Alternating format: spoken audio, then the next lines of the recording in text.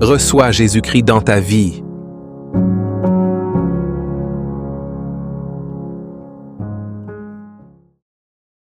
Un soir tranquille dans un quartier résidentiel, deux amis marchent lentement sur la route après une réunion de prière à l'église.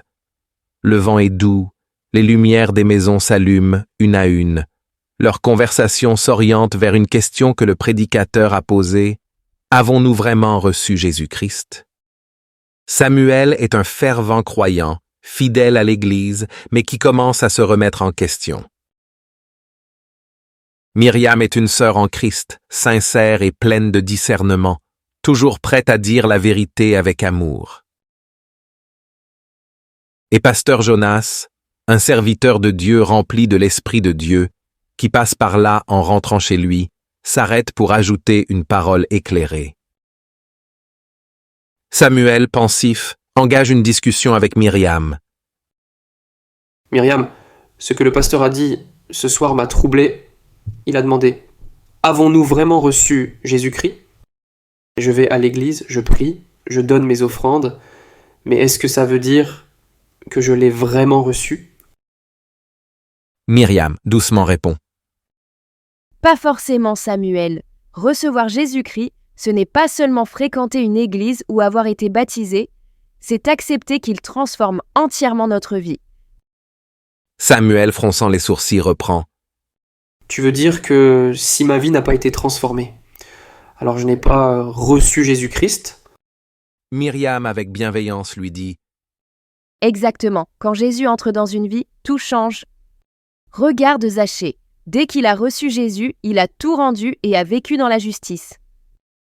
Pasteur Jonas, les entendant parler, s'approche doucement avec un sourire sage.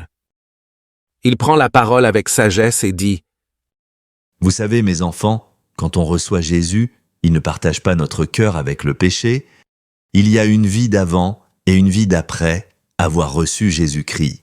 Si quelqu'un continue à mentir, à convoiter, à haïr ou à vivre dans la colère, c'est qu'il n'a pas encore ouvert la porte de son cœur à Christ. » Samuel, baissant la tête, avoue. C'est vrai, parfois je garde encore certaines bonnes et mauvaises habitudes en pensant que Dieu les comprendra. Myriam, posant sa main sur son bras, affirme. Dieu comprend, mais il ne cautionne pas. Il veut te libérer, pas te laisser tel que tu es. Pasteur Jonas reprend la parole avec douceur et dit « Samuel, Jésus frappe à la porte. Si tu le laisses entrer vraiment, il changera ta manière de parler, d'aimer, de penser. Ce n'est pas une religion, mais c'est une transformation. » Samuel, avec un sourire sincère, déclare « Alors ce soir, je veux faire plus que le connaître. Je veux vraiment recevoir Jésus-Christ. » Il s'arrête sous un lampadaire. Samuel ferme les yeux et murmure. « Seigneur Jésus, entre dans ma vie. Change-moi, purifie-moi. » Un calme profond les enveloppe, comme une nouvelle naissance spirituelle. Recevoir Jésus, ce n'est pas adhérer à une église, c'est accueillir une transformation. Quand il entre, tout devient nouveau. Le mensonge, la haine, la colère, l'adultère et tout ce qui n'honore pas l'Éternel Dieu dans notre vie disparaissent.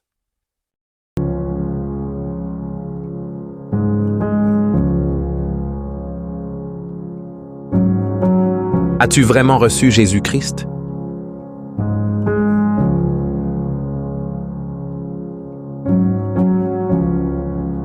Ouvre ton cœur aujourd'hui à Jésus-Christ et ta vie ne sera plus jamais la même.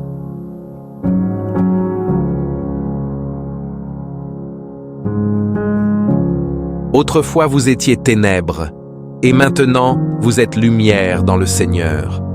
Marchez comme des enfants de lumière, car le fruit de la lumière consiste en toutes sortes de bonté, de justice et de vérité.